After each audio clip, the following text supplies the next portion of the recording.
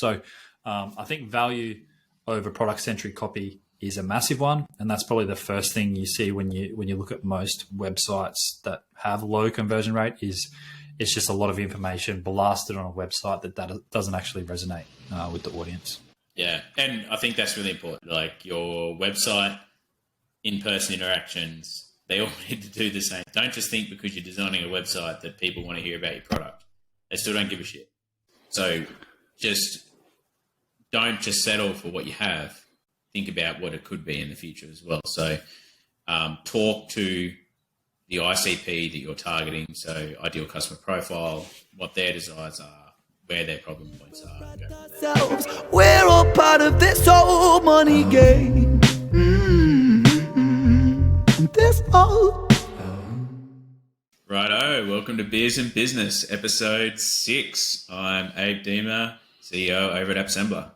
G'day guys, Andrew, CEO over at Teamgate CRM. Episode 6. I think we're one short of the magic number.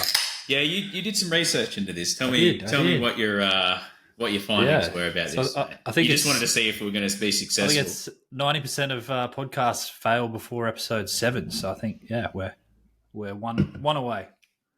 There's still time. There's still time.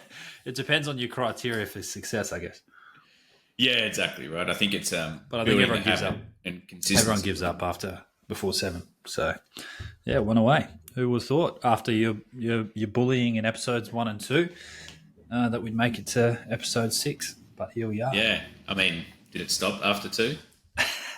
No, I think I just started ignoring it, to be honest. Yeah. Here we are. How was the week, mate?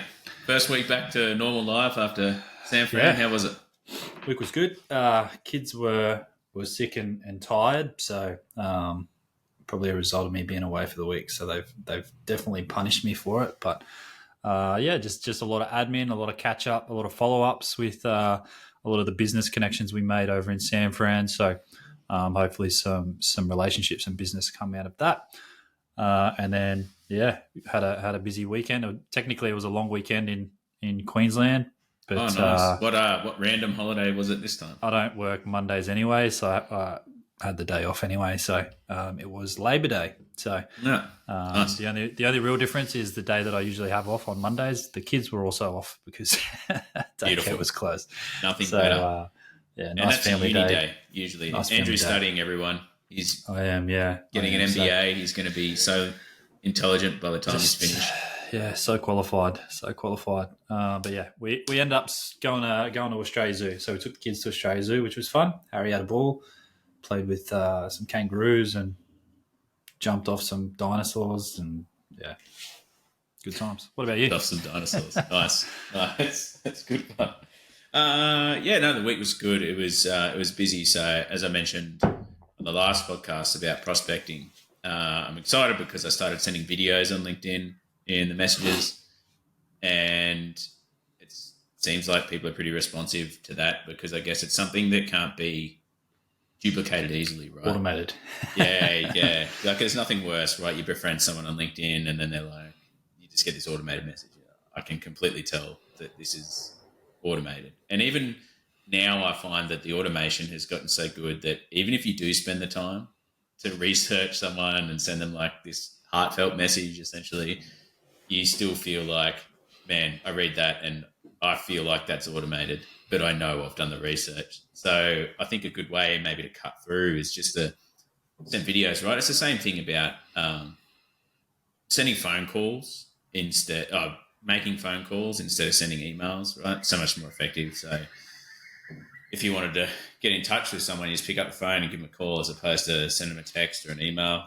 So that was pretty exciting. Got some good responses, and it's quite. I just walk out my driveway and do a quick video. For anyone who's got a video is watching this, I hope you enjoy the view of my driveway of me standing there saying it. You're out. I feel like it's over. But no, it's a good weekend. I went to Dubbo over the weekend, which was nice. Caught up with a mate who, I've been friends with him since year 3. I showed him around school in year 3, and I haven't been able to get rid of him since then. Stuck to you. Stuck around. So that's always good. And he's got kids the same age, so they just had a ball and played around and did kid stuff Nice. the weekend pretty much, and come back on Sunday, which is nice. And what are you drinking there? I see you've changed it up. It's no longer the Bathurst Lager. So what we got this week? It's still Reckless Brewing, and I'm still fishing for a sponsorship from Reckless Brewing. But so it's still the local brewery in Bathurst, but this time I got the stout. I thought I'd kick it off. I went over on the weekend and I got a case of all of their beers, and so I thought I'm just going to look and see what's there, mix it all up. So the first beer I tried today, a bit of a stout daddy, so jump into this and have a look, and has that nice coffee smell to it. You can't really see it because I haven't poured it in a cup. If I had a cup handy, I'd pour it into a cup so you could see the colouring on it. Nice and dark caramelised colour on the stout. Oh, here we go, beer connoisseur. Yeah, so I'll give this a 4.5 out of 5. It's quite nice. Here we go. It's nice. so you know how sometimes the stouts you get that weird aftertaste, like a bit of a almost spirity aftertaste when they try to make it too strong. This one's nice and smooth. Get that coffee flavour afterwards, which is always nice. And it's 1.7 standard drinks, so not too bad at all. Not too shabby. Well done, Reckless, on this stout. I do like a good stout. What do you got today, mate? I've had to mix it up. I've got the Yamundi Brewery alcoholic ginger beer. Yamundi. Your name is Yamundi. To my credit, and this is a bold statement, I would say this is the best alcoholic ginger beer in the world. I have had that when I visited it's very you. Good. It was very good. It is very, very good. Not too sweet, not too bitter. It actually just tastes like a ginger beer, right? Like, yeah, really easy to drink. The big thing. Really, really easy to drink. But yeah, I had to mix it up. I actually ran out of beer, so technically it's ginger beer. So it's got beer in the title, got beer I guess. in the name, so we'll let me get away with it this week. But I ran out of beers, so I need to stock up. I actually reached out to Your Mates, the brewery of the beers I've had on the last 2 episodes. So people are going to be confused because when you say Your Mates, they're going to Your think Mates that is I know the brewery. Yeah, Your Mates is the pub that I had the last 2 beers from. So from episodes 4 and 5.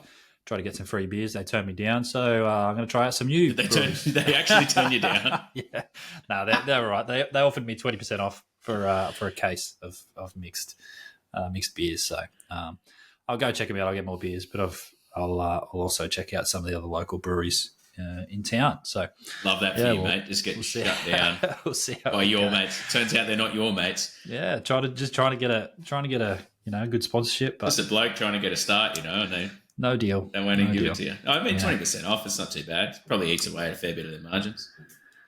Yeah. That's if you buy a carton. But anyway, I was like, look, guys, I need like one of each beer. I don't need. I mean, to be fair, I got a carton of Reckless Brewing and got 30% off. Yeah, there you go. So thanks, guys. Anyway, all good. So yeah, if you're a beer company and you're watching this and you feel like sponsoring a podcast that could make it past episode 7 quite soon, which means that we're in Joe Rogan territory then. In Joe Rogan territory. Then hey, hit us up because we're keen. We'll drink beers. We'll tell people they're great, even if our faces say different. But hey, BB, if you want to sponsor us, we'll even say you're good. There you go. And what are we talking about today? We'll go through our normal stuff, so the weekly wrap up. But I think we're going to talk websites, right? Yeah. So there's a lot of people send us in questions on Instagram, and when we asked about looking for a website review, people were pretty receptive of that. But I think people just have this thirst for knowledge about websites because it is a bit of a I guess it's still a bit of like a dark art, right? Not a lot of people understand what makes a website good, and there's so much psychology now that's gone into it that it's very hard to understand what you should do and when. So, yeah, today what we're going to do is we're going to talk about, through our testing, what we've seen to make a website good, and we'll go through also some things from Google there, so that'll give people a heads up from Google about what they consider to be a good website. And then we'll also jump into talking about what we've seen, especially looking at the homepage and CTAs and buttons. We'll go through that. But then I think the next step is to take a look at a website. And so we've got 2 websites that we're going to have a look at. One is made by the business owner herself, and the other one is made by a marketing team. So it's going to be a good contrast, right? It'll be really interesting to see the homegrown solution, what can be improved, and then supposed best practices that should be applied onto this website that's been created by marketing experts. So we'll go through that. We'll also, I had a couple of questions, some socials, but I'm going to keep them for next week for the next podcast because we've got a special guest and we want to make sure, and it links into the last point, is we've got an exciting guest coming up on the next podcast as well to celebrate episode number 7 because Andrew said it's a big milestone. So I haven't done the research, but I trust him on that. And we'll answer those questions on there. So get the expert opinion for those questions as well. Yeah, nice. And I think I'm excited about this one because I think a website is it's almost a big step for a lot of small businesses as well, because nowadays with social media, a lot of companies they'll get off the ground without a website. So they'll be in the Facebook communities and in socials and generating enough business to the point where they might start to plateau, and that's when they start thinking about a website, or they might do it the other way around and do a website first. But I think it's a really, really good tool, to get just to widen your reach, to get different traffic from different traffic sources outside those socials. So it's really important to have that really good first impression when someone does land on that website, and then it ties into things like Google reviews and things that we've already spoke about. Social proofing, right? Social proofing. If you're a business and you've got lots of customer statements on there, you show your work. A lot of people, a lot of small businesses, like you look at flower shops and things like that, they'll have portfolios of like, hey, look at what I'm capable of. Website gives a ready solution to that. And I think Instagram and Facebook has really stolen a lot of the thunder from websites as far as being able to do that. But I still think they have a very distinct purpose, especially when you're looking at businesses looking to get services and products, because there's a very different mindset when you shop for a business versus when you shop for a personal usage. So it'll be interesting to see. But let's not get ahead of ourselves. And Andrew, learning of the week, what have you learnt? Yeah, what have I learned? This week I'm going to take a different approach because the last couple of weeks I've kept it very business orientated. So this one I'm going to lean into the personal side. So as Abe said at the start, I am studying an MBA, and one of my current assessments requires to complete a number of both personality and business trait personality tools. So one of which was a values assessment. So I did this many years ago, back when I was in the military. And I guess my learning is just how much my values have changed over the last 5 years. And if you would have asked me, the other day before I did this test, I'd say that, I live by my values and I have my whole life. But when you are asked in a question format of, what actually matters to you on a personal level, it's funny how much changed. So 5 years ago, it was all about personal growth, being challenged at work, sense of service, that hero complex that I've had my whole life, making sure that there's that higher sense.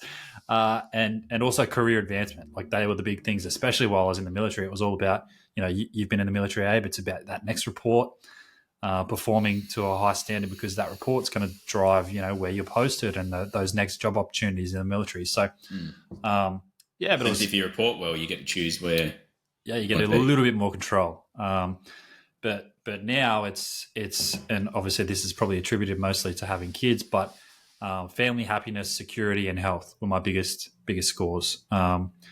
Security ties into things around financials, but obviously financials wasn't the biggest thing. It was more security, because I'm not just providing for myself now. I'm providing for my kids. My wife also is employed, so she earns good money, but that security is probably more important than the financial side. And then obviously health, and not just the health of myself, but the health of my kids, making sure that they're looked after and they're good to go at all times. So yeah, I recommend for the listeners out there, if you haven't done one before, go and do one.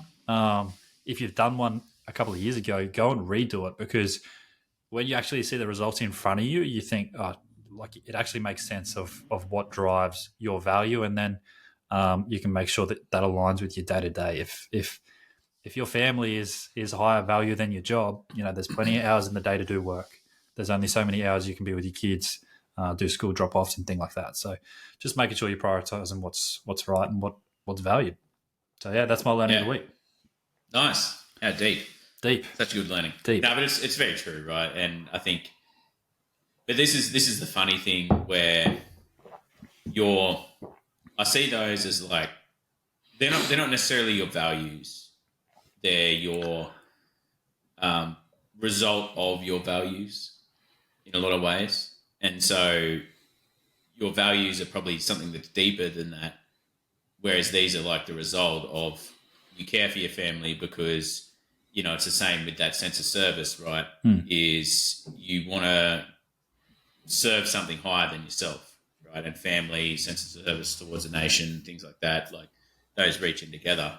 And you look at those and they're actually like slightly aligned, but they've just changed direction a little bit. So it's funny when you look at that and what's been brought out by that. So I think that's a key thing is there that our it's almost like those are priorities that out of the value set that you have. Yeah, it's And like, so like what a you're weighted prioritising. priority, right? Yeah.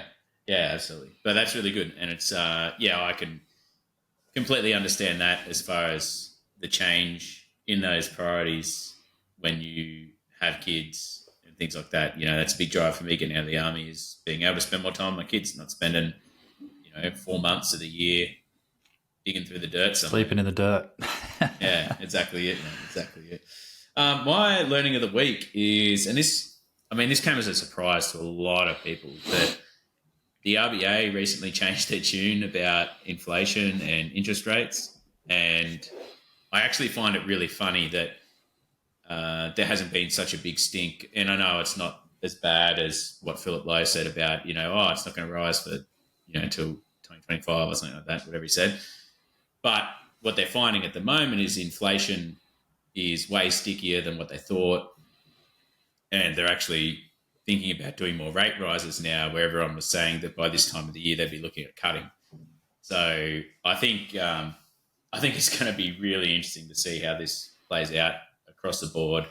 And I think it's going to make a lot of people really nervous about home loans and things like that, because there was a lot of people that were sitting on their means, sitting on their home loans were at the top of their means. And it's not that banks did people a disservice, it's more that no one can predict what's happening. And a lot of our government debt and things like that, and why they're not able to bring inflation down.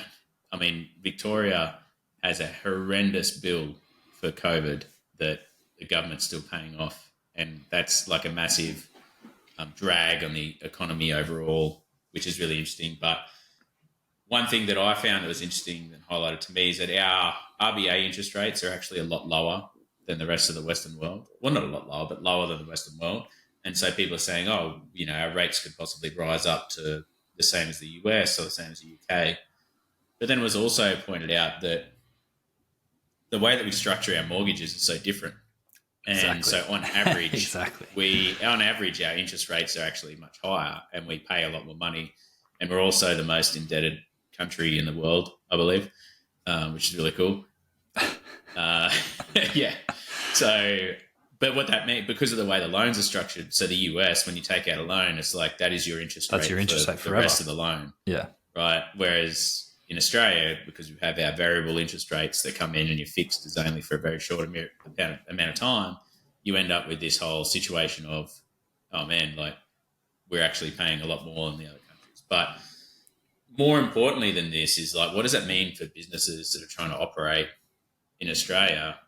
More uncertainty for homeowners or, for people who are looking to invest. Anyone who really wants to take a loan out, there's just like increased uncertainty across the board. So I think it's going to be a really interesting slog out for the next 12 months because I just don't think the dust has settled quite yet. And there's a lot of changes going on. The US election has a lot to play in it, that all the disturbances across the globe have a lot to play in with it. And I think for businesses, it's going to be a really turbulent time. And I think the biggest advice that you can give to people is like, seek expansion, but operate within your means, right? So don't over leverage yourself, and try to make sure that, hey, if interest rates rise by 2% and you lose, don't just think about the loans that you have, but you lose business, because suddenly if you're, people aren't going to go for the premium services because they're too busy repaying their home loans. They're not going to get something fixed. They're not going to build that deck around the house because they don't have the money to do it. Those sorts of things that you just need to consider. Yeah, and it's going to make a lot of people nervous. My wife's nervous, and we're two people on relatively good wages. It just I feel for the families out there doing it tough, because it's just been relentless the last 12 months or more. So interesting times ahead, and hopefully we push through it all, because absolutely, and that links into my quote of the week that I've got next, by Alan Kohler, from the Eureka Report. He was an intelligent investor. So he does it for ABC. He was on there and he talked about essentially how millennials are driving up house prices. Sorry, not millennials. How boomers are driving up house prices for millennials. And his quote was, "Sorry about that, kids." And it got, pretty Instagram famous. And he's not even on Instagram because he's like 70-something years old. And so his quote about that, "Sorry about that, kids," it's basically, I think it was, the stat is crazy, where it's like 1/3 of houses are brought in cash. And the majority of them are people who bought their house for $30,000 and then sold it for $2 million down the track, and are now just out there buying houses in cold hard cash. So this links into the whole inflation piece, is because they're just buying the house outright. They don't give a shit. And so the whole reason that inflation is sticking around majority of the time is because of all these cashed up boomers that are going around. Sorry to any boomers that are watching, but it's true. Going around just splurging cash because interest rates aren't important to them. So you can jack the interest rates up as much as you like. It's only going to affect the younger generation still have a loan. The ones who don't have, the luxury of buying a house for $20,000 and now selling it for, $2 million down the line. And he also had another one that went viral where he did it again, where he's like, he showed a graph, and house price increases. Australia is actually leading the Western world on increase in house prices. So our house prices have increased the most in the last 25 years compared to anyone else, which he says famously, we won. And then you only win if you have owned your house for 25 years or more. And he's like, for anyone younger than that, just turn the chart upside down. Yeah, turn it upside down. You'll be fine. And so, like, he just, like, he points out the facts, but then tries to make light of the situation. But it's true, right? Everyone knows that there's issues with our economy and the aging population. Everyone's got it. But for us, I think that the reason that inflation's sticking around is Alan Kohler got it right. Sorry about that, kids. It's his generation that's out there spending, and the younger generations are told to cut out their avo and toast, and off they go. Yeah, and they're still spending because they don't have the mortgage, so interest rates don't affect them, and they're still spending, which keeps inflation still high. So, yep, good times. I love a good argument with some of our older generation about how hard they had it, and how kids are just lazier these days. That's why they can't afford a house. But anyway, yeah. My quote of the week, and I'm going to go on a trend here. I'm going to see how many weeks I can go with just using Jimmy Carr quotes, because I found another gem in the podcast as I was listening the other day on my way. Yeah, we're 56 weeks in, and Andrew's there, watching all the Jimmy Carr specials, trying to find some just end up using his jokes by the end of it. But his quote was "Imposter syndrome has got a very bad reputation," and the only reason it resonated for me is I suffer from imposter syndrome.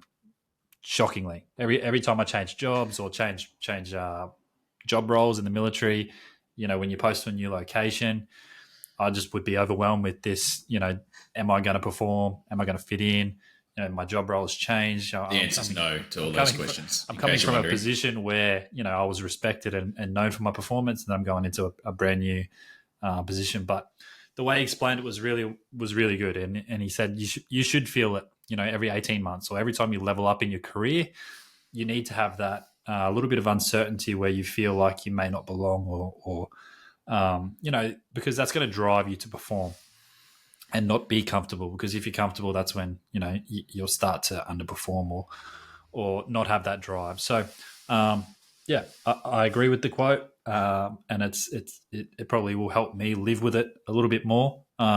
Being in that uncomfortable position, it's probably a good thing. It means that you've achieved some sort of new height, and it's time to prove yourself. So get to work. So yeah, that's my quote of the week. Yeah, and I think it's really powerful where you should seek out that imposter syndrome or feeling uncomfortable, because that's really the best opportunity for you to grow. And Jimmy Carr, hey, who would have thought a comedian with such a deep, smart man, words of wisdom, smart man, Andrew, filled up with quotes for the week. He's got some good jokes as well, but I'll keep them off the podcast because probably don't tell them. They may not be suitable for all readers. People may not find them. Yeah, people may not find them as hilarious as we might. So we'll jump into the next segment. What I will say for the people listening on the podcast, listening to the podcast on Spotify, there's probably going to be some visual elements in the next segment. If you do want to switch, obviously you can watch it on YouTube. We will try our best to explain it without. We're going to do a visuals. horrible job at explaining. But here we go. Recurring. Both of us finger paint, so we're not the most artistic people, but we'll see how we go. So website best practices, Abe. Yeah, so the first thing, we got in trouble when we did a podcast. What was it about? OKRs and SMART goals, because we didn't define it straight away. And so I think it's important that we go through and define it as we start and look at what we're actually talking about to build, a common baseline understanding as much as we can. So there's people that spend their whole careers figuring out what is best practices for a website. So you not knowing is pretty standard fare. If you're setting up a business and you want a website, this will be a good starting point for you to look at, okay, cool. Well, what do I need to consider when I get started? Now, Google, in their infinite wisdom, and they know a lot about websites, a hell of a lot about websites. So when we look at what makes a good website, well, Google gives us a pretty good hint when they release this statement in one of their posts, and it says, and then they've studied this across, all of the internet, essentially. And they've said you have less than 8 seconds to deliver interactive content and get a user to complete a task. So less than 8 seconds. On mobile devices is between 4 to 8 seconds before someone was completely disinterested. So if your page doesn't load or people can't see the clear path that they have to take in 4 to 8 seconds, then they're going to go somewhere else or just exit out of the screen. And so whenever you design your website, and I find this is what I do for ads, what I do for everything is go, would I click on that? Would I understand that? Would I be able to complete that task? And that's probably a pretty good gauge, because surprisingly enough, you're not completely different to everyone else in the world. So 4 to 8 seconds, if I know for a fact, if I'm on a website and I'm trying to do something and it takes longer than 8 seconds, I'm out of there. I've lost interest. I'm doing something else, or kids are distracting me or something like that. I don't know, Andrew, how do you feel about that? Yeah, it comes back to army, right?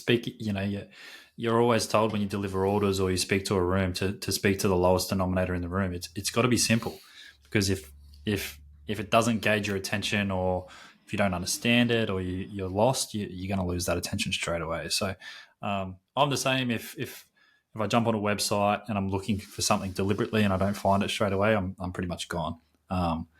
And a lot of websites now, they'll have pop-ups and all that sort of stuff. So, but we'll get to that. But I think 8 seconds is a good gauge. If you're not making that first impression pretty early, and making that first impression with valuable content, then you're probably going to lose someone straight away.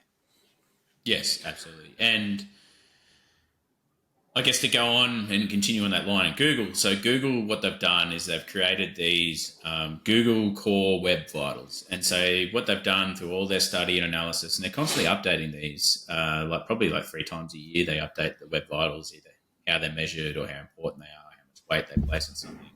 So they keep it like, because their whole business of Google is really about serving valuable content to the user. And so when you do a search, they want to give you the best possible result because that's important to them. So the core web vitals that Google focuses on, we're not going to go too deep on these because we might be able to talk about them a bit next week with our special guest. But largest contentful paint. And so this is the first core web vital. And they describe that as, and I'm going to read verbatim, the point in the page load timeline when the page's largest image or text block is visible within the viewport. So the viewport is like your screen. And so when that largest image that has to load is visible. And so this is essentially like grabbing your attention. And so they try to get this down like really, really quick, like under a second, under 0.5 seconds really, to get that in there. And so this is this is why we compress images. This is why we try to make things as smaller size on the website, right? The next one is interaction to next paint. So IMP is what they call it, observes the latency of all click, tap, and keyboard interactions with the page throughout its lifespan and reports the longest duration, ignoring outliers. So this is essentially taking like the average amount of time it takes for someone, not like someone to input it, but if you notice like a delay when you're typing in a form box or click on something, the delay that occurs until you start to get a reaction. So that's the interaction of next paint. And so it's really important to make sure that your website speed is optimized to allow for that. So that's a key point. And then the last one is more of like it's more of a user. This is the one that's really based on user experience, a cumulative layout shift.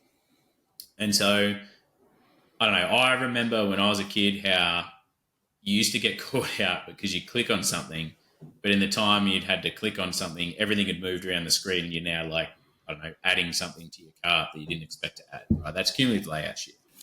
And so what it's trying to prevent you from doing is having like a find out more button that suddenly goes to a purchase button. So essentially trying to trick people, but also the user experience is painful when you're trying to click on something and the layout moves. So it's a calculation based on the number of frames in which elements visually moves and the total distance in pixels the elements move. So if buttons move around the screen, how hard it is to, click that button or understand where it is. So cumulative layout shift is the other big one. But the biggest thing that those three focus on is speed of your website and user experience. And they don't take into account the psychological, elements that, in a way they do, but the actual content of the page. These are based on like technical items of your page. So if you're using a design tool like Square, Wix, one of those website designers, generally they're reasonably fast. Shopify actually tells you how your website's doing when you launch your website for those core web vitals. So they generally keep you pretty well updated as to how you're going. But those are what Google says is important. Why is that important? Because if you want to rank for organic search, if you don't meet these criteria, you're going to get punished. And Google will say, slow website, cumulative layout shift is huge. We're not going to put this website out there.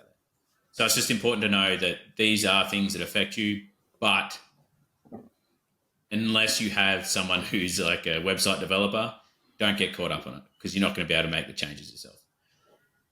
The biggest thing I'd say is just before you upload images to your website, compress.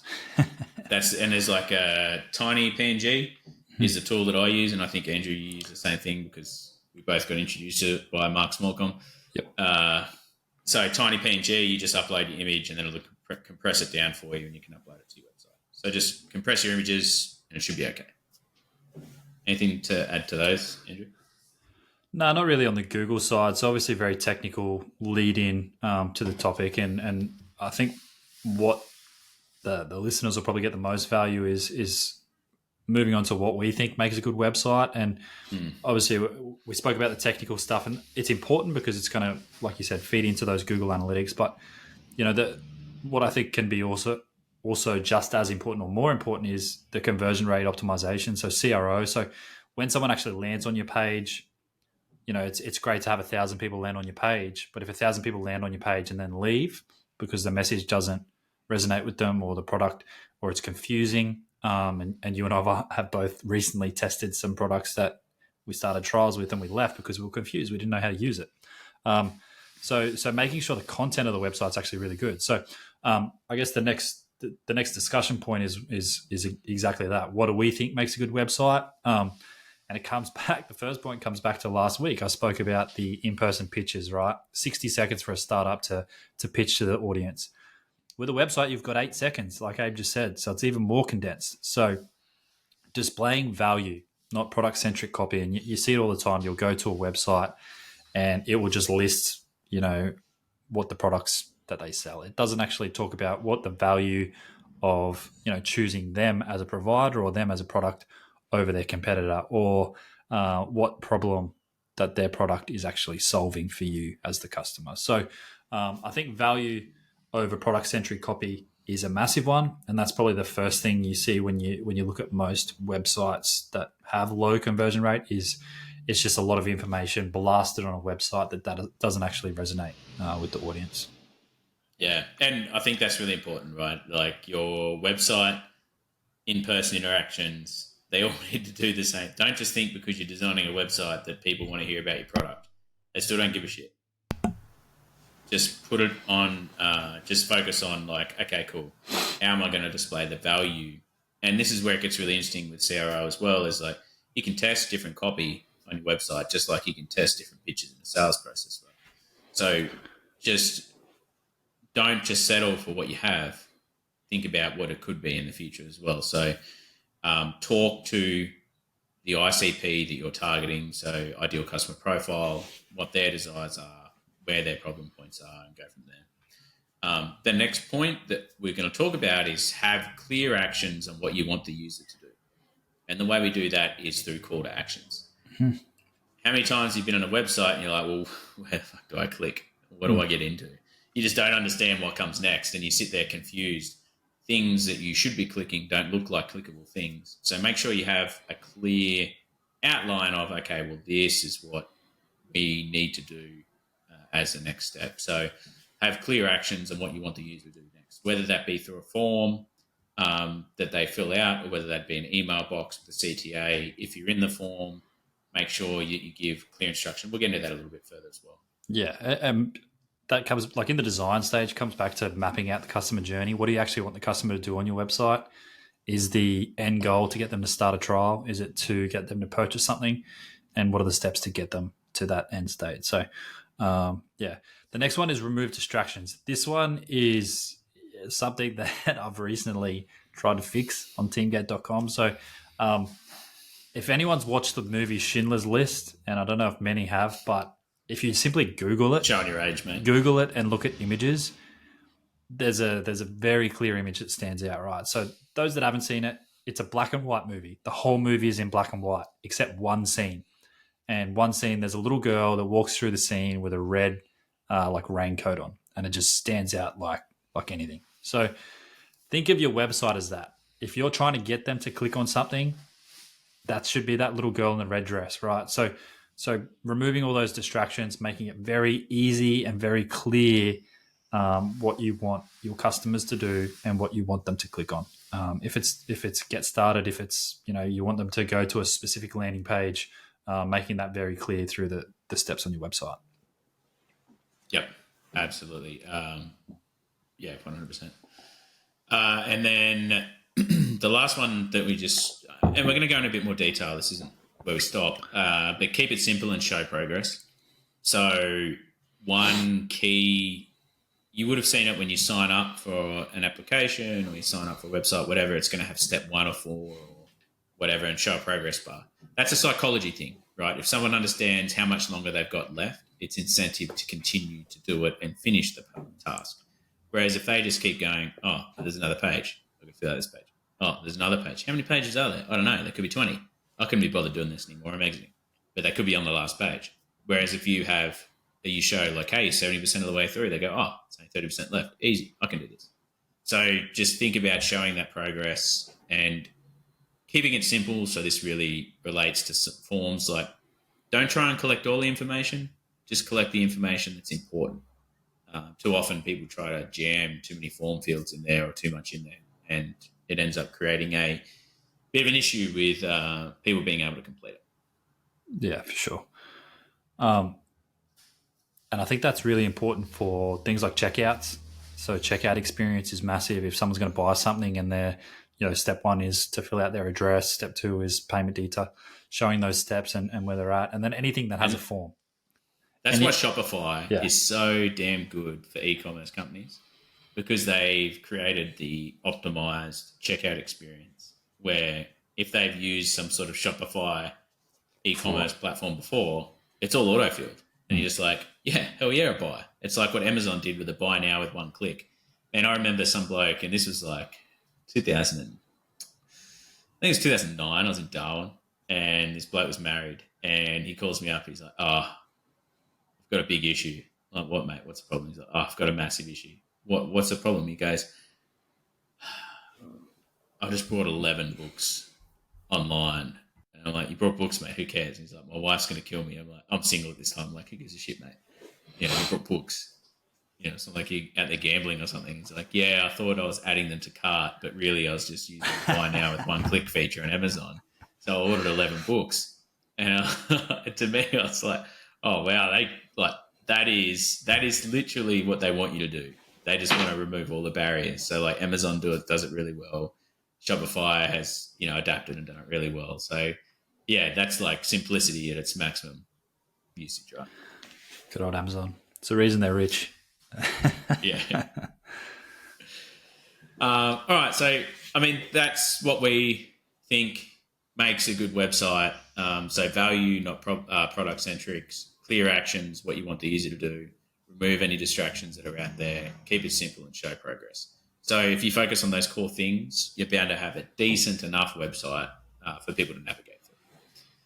The next section that we're going to talk about, and we'll move through these a little bit quicker because we want to get into the website teardowns, or not really teardowns, but just showcase some of the websites, talk about some of these issues. But we need to talk about these things before we jump into them so you understand what we're saying when we say, oh, okay, maybe we could look at this. This could be a good change as we go through. So the first bit we're going to talk about is the homepage above the fold. So generally when people go to your website, they'll end up at the homepage at some stage. And so having that above the fold experience, which means before you scroll at all, what you see. So what's in your viewing window before you scroll.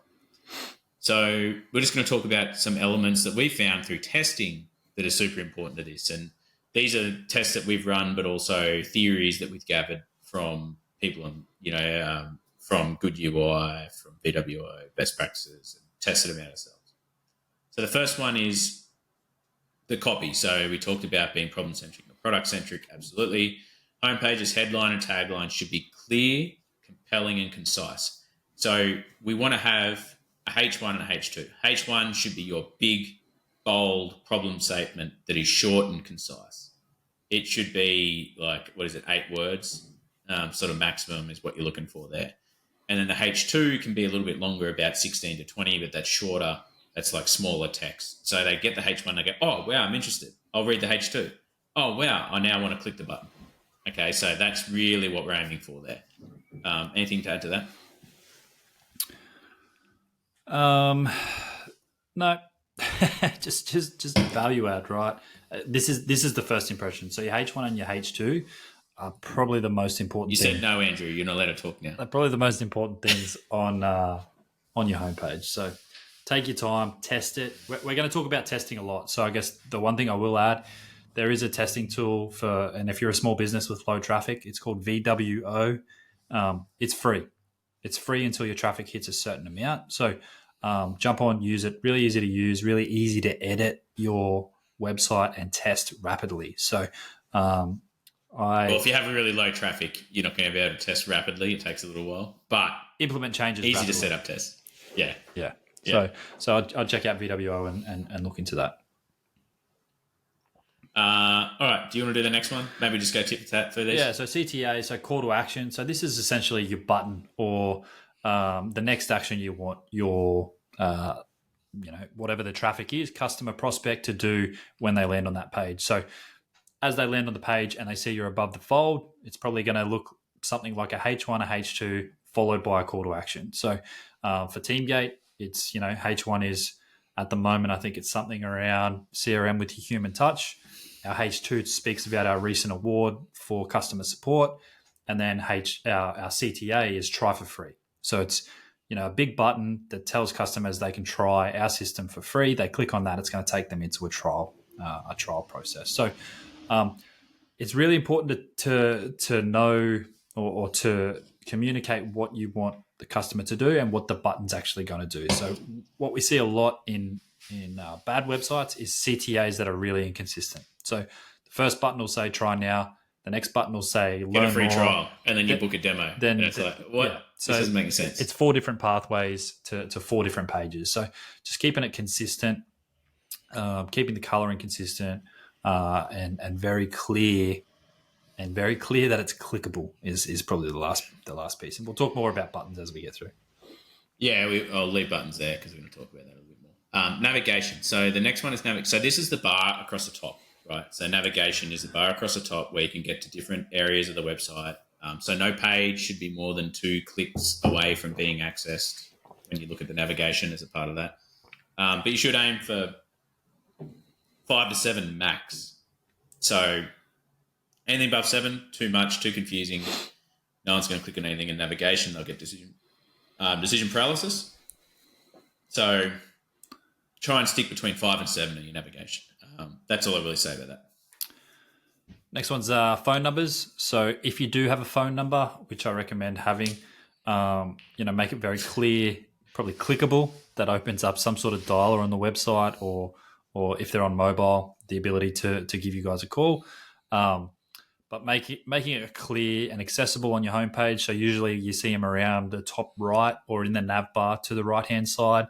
I believe there is also a best practice to use a image of a female, whether that's a sexist thing, but it seems that people are more likely to click on a phone number if they think they're going to land customer support talking to a female. So, but it just gives user confidence, right? They know that there's a human being on the other side that they can speak to if they need help navigating your website. So phone numbers, have one, and if you do have one, make it really accessible on the header. Yep, absolutely. Distracting backgrounds. Man, we see this all the time, right? Just super complex websites that it's really hard to navigate, really hard to get people to where you want to go. This comes down to simplicity. Just don't bother putting in really distracting videos or distracting images that are going to draw away from what you want someone to do, which is book or buy, right? They either want to free trial, book a demo, or buy a service. You want them to do that.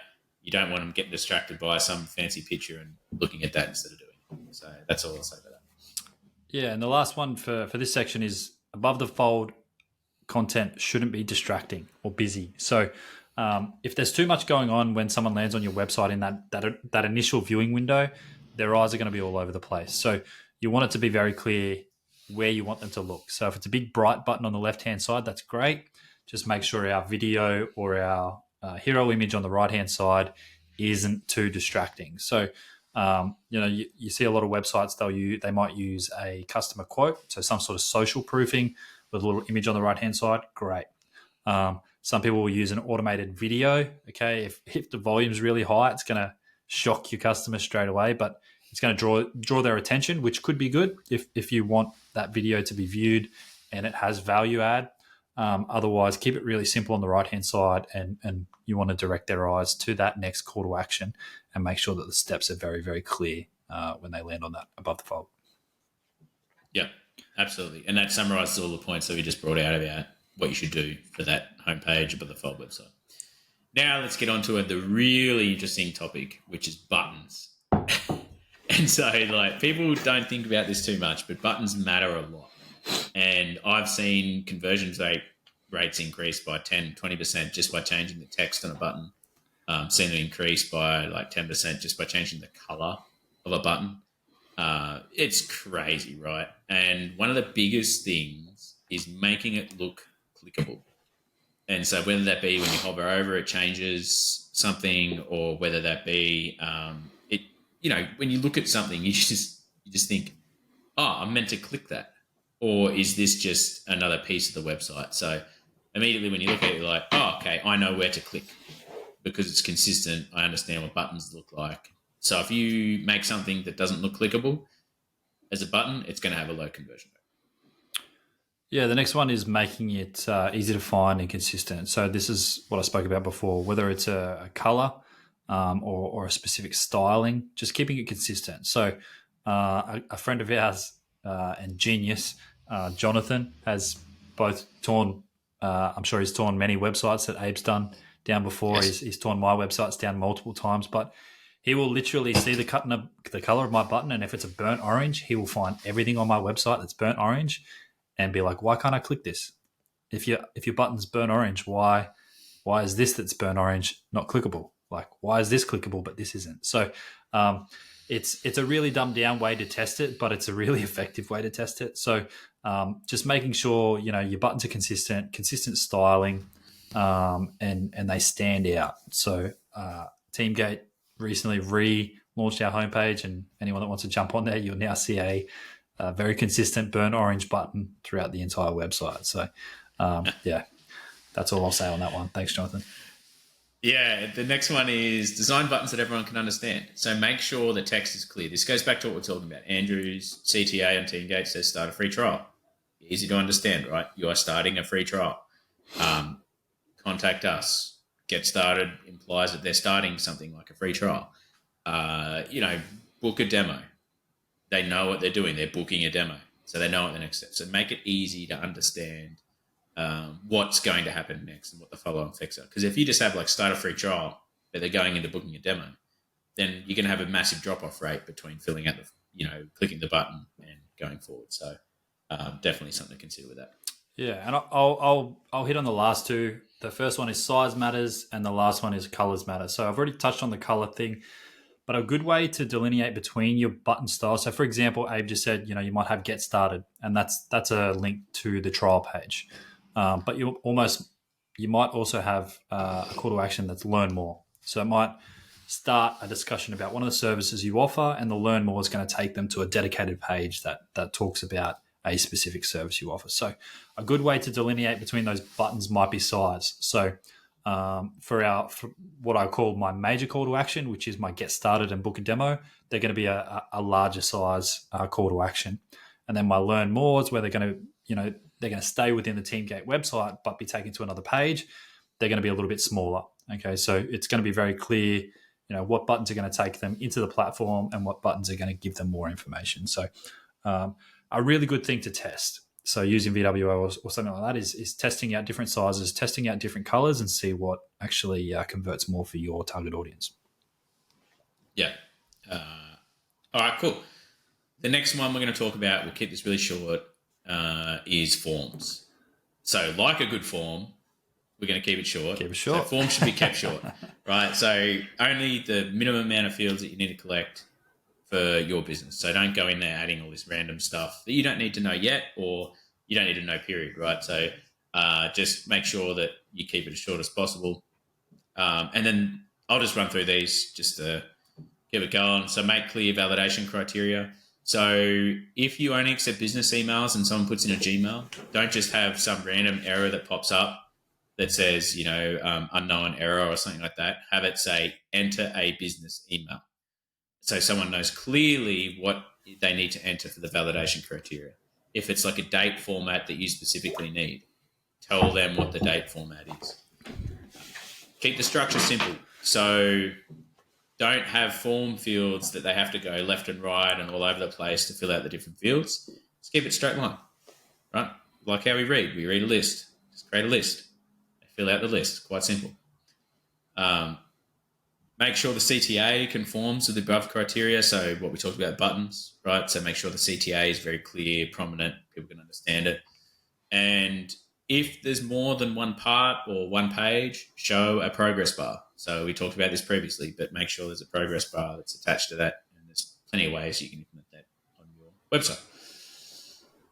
Anything else to add on forms, Andrew? I would just say, coming from a sales perspective, if you're struggling with top of funnel, so if, for example, you only have 1 or 2 inquiries a week and you want to increase that, consider removing some of the steps in your form. Make it really easy for people to get in contact with you.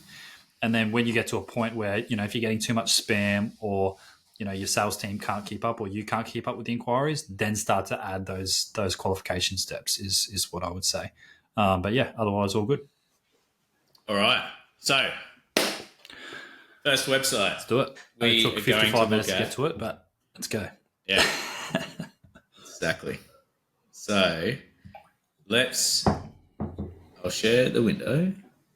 And the first website that we are going to look at is Clean Living. So this is my good mate Liv. This is her website. It's built on Square. And this is what I talked about by the business owner herself has created this website. And so I think this is really important to understand is that she doesn't have experience building websites. She probably doesn't have a lot of time to go back and iterate. And, if she had someone who was solely there looking at website design, it'd probably look a little bit different, probably look more like number 2. But let's just break down a little bit here. And, the immediate thing that stands out to me is this is really busy. It's above the fold, right? We talked about keeping it simple.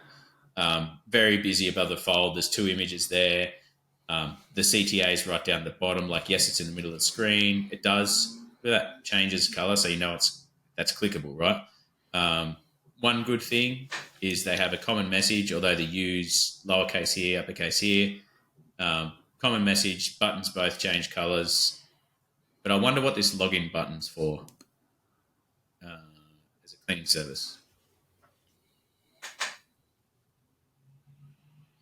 I'm not really sure what that login button gets you into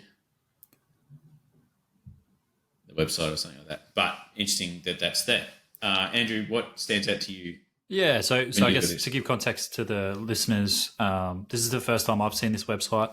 And looking at the above the fold for the people on Spotify, there's 2 images, one on the left of a bathroom and one on the right. It's quite clean, actually, of the owner. And it is a cleaning company.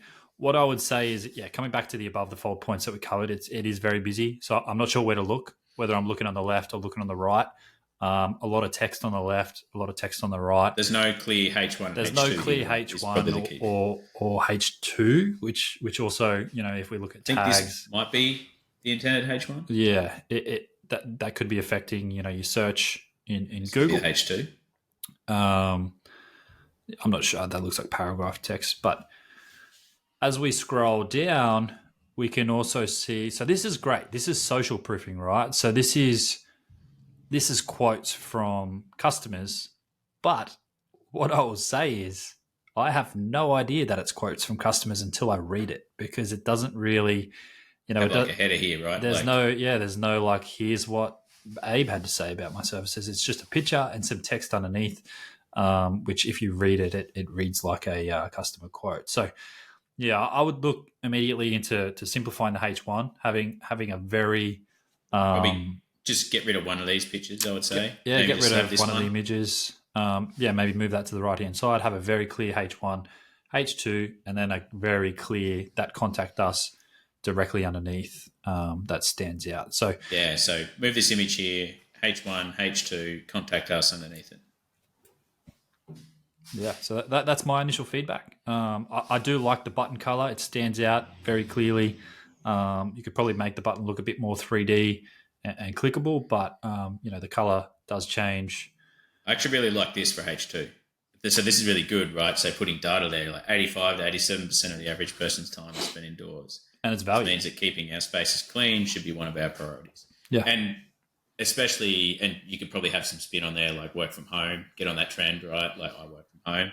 So if you don't have a clean space to work from home, then are you going to be as effective, right? But I mean, this is really powerful, right? Where it speaks to people and say, you know what, I do spend a lot of time indoors. You know what, my indoor area is a shit fight.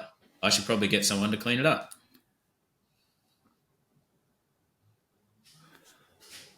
But I think this H1 here is too long. So I would have to edit this down. I think definitely cut that down.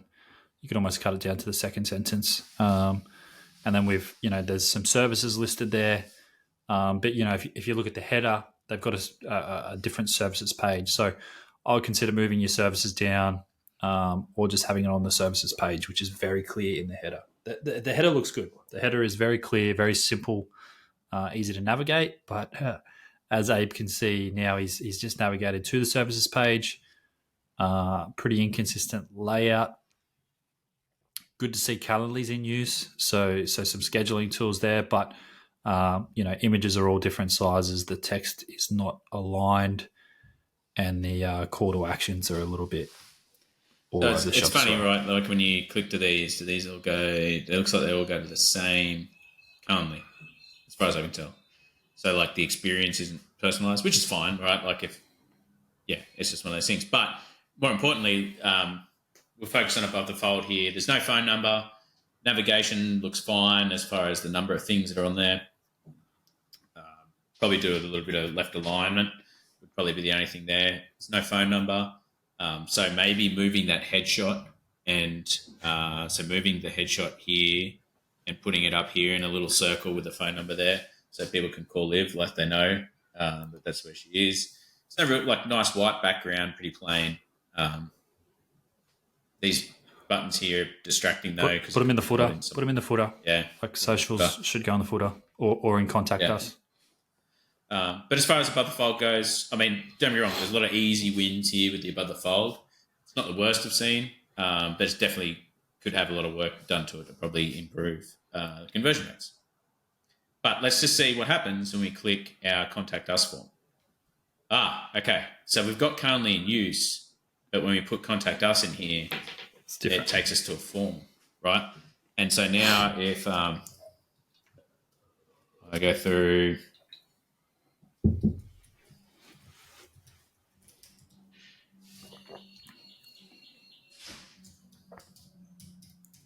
This is not my actual details, by the way. Prank calls. Just in case everyone's wondering. I had to remember them doing a podcast. So now it just says, thank you. Okay, cool. Well, but what happens now, I don't understand. This is not clear for me. I get it's a contact us form, but what happens next? Are you going to call me? Are you going to email me? So maybe just editing the form response there where it just says thank you. So, thank you. Your inquiry's been submitted. We'll get back to you within the next 24 to 28 hours. Or something. Yeah. But maybe you could have a preferred time to be contacted. So you might have afternoons free. So you could say like, I'll contact you in the afternoon. Same thing here. Okay, but this is really interesting, right? Because it's redirected. Yeah, like it takes us to the contact form, which is fine. But when we have something like Calendly, maybe we could change the CTA to book a walkthrough, or something similar like book a consult or something like that, right? To help, because now instead of having something booked in, you've now got to go through and follow up with all these people, which with the sales team is quite easy, but if not, then I think take the time. And you could consider keeping the contact us in the above the fold. In the header. So keeping that consistent call to action in the top right corner that says contact us or request a callback, and then the other call to actions throughout being a request a walkthrough or a site visit or a quote or whatever it is. Yeah. So, for those on Spotify, really I recommend looking at the YouTube because we just did a terrible job explaining exactly what we're doing there. I tried. We tried. But so this is Clean Livings, is created by the founder, the owner, time poor, lots going on, not an experienced website designer. Did a pretty good job. Overall, I think the key elements are there. And then we switch over to Integrate.io, which is a software company which has it's above the fold here. So immediately what stands out to me is this seems really busy. There seems like a lot going on here, but I do like the customer proofing here. And I like this where they say, it makes me want to scroll, right? Because it just gives me like a little sneak peek. You probably like us if your use case involves, okay, well, what does it involve? And then you can look down here, we might not be a good fit. Okay, so it tells me, and I really like this because quite honest, it's like, hey, maybe don't use this if you do this because that's not what we want. But that's really good. And then the thing that gets me, these buttons with an arrow, okay, Am I meant to be looking to the right? But when I hover over them, they change. So I clearly know that I'm meant to click or do some sort of action with them. This is weird that there's It's clickable. a link to the definition, right? But this takes people away from what I want people to do. I want people to start a free trial. I don't want people to click to a blog. Come on, integrate. What are you doing? All right. And then what about you, Andrew? What do you say? Yeah. So initially the buttons stand out to me, very consistent. You can tell it's clickable 3D. I don't like the different colored text in the H1. I get what they're trying to do with, that's obviously their keyword that they're probably trying to rank for, but having it clickable, again, you're taking away from... Here's the other part that gets me. This here, right, is a link. Is this a link? Why is there nothing? Automate the data pipelines. I want to click that. Why can't I automate the data pipelines? Exactly. It's putting our Jonathan glasses on. Why is that green piece clickable? Is anything in that video on the right that's green clickable? So keeping it consistent with the orange. And then they've got a video. It's a video. It's not auto played, so you have to actually click onto it, and it looks like it's their CEO having a walk through of the system. I don't mind that it's optional, so you can play it, so it's not auto played. But again, it's not distracting straight away. It's not distracting. As we come down the social proofing, there's some big names in there, right? So McDonald's, 7-Eleven, Heineken. So straight away, these guys are legit. But yeah, the next part below the above the fold is probably my favorite. So you will like us because of X, Y, and Z. You won't like us because of ABC. With something landing that pages, I'm probably going to as a part of that as well. And yeah, some landing pages with Learn More, and you'll notice Learn More is smaller than their original and their main call to action button size. But the thing is, they're all the same. They're all orange. But they are all consistent. Yep. Yeah. And then if we click here, free trial. Great. Free ETL trial meeting. So you don't get a free trial straight away. You have to actually go through the meeting. Let's go, if we get a demo. Schedule a live demo. Okay, so they're at least personalising that, but I'm not getting a free trial. I'm getting a free trial meeting. But I think the biggest thing that we pull out here is this is created by a professional website designer. Lots of different elements that come into play here. But you can see here the difference, I guess, in just finish is probably the big bit, and the H1, H2. So I think we'll probably stop that breakdown there. I'm sure Donald doesn't want us going too much deeper into his website to pull it apart. Give us some feedback. But hopefully for everyone, especially on YouTube, you got a lot of value out of that breakdown. We can go through in more depth for some websites and things like that as well. But there's only so much you can tear down before it starts to get a bit monotonous as we go through. But the biggest thing that we want to just pass on to people is just go through your website and say, does it make sense? Would I do this? Would I sign up for this process? If not, then it's probably not going to work. Yeah. Yep. You don't want to confuse people. Right. So, big announcement for next week is we've got Griffin from Uproar. So that's he's an SEO specialist. So he's going to come and talk about organic traffic, organic content, Google, everything about it. Extremely experienced guy, taught me a whole heap about SEO when I first started. So don't miss it. That's going to be a really good podcast for next week. Yeah, we're both massive Griffin fans and massive Uproar fans. So that'll be a really good one. It's especially for companies that do have a website and they want to grow traffic without spending money. Generally, without spending money. Yeah, so we're going to focus on smaller businesses, yeah, low budgets, and how you can start to generate some traffic. Yeah, awesome. Well, all right. So don't forget, like and subscribe on all social at Beers and Business Pod, and submit any questions that you got for Griffin for next week as well. Yeah, because we'll make sure we answer. Get the questions in. Podcast will be live on Spotify, YouTube. Check it out. Make sure you hit the bell, subscribe, and we'll see you on the next one. All right. Cheers. Cheers, guys.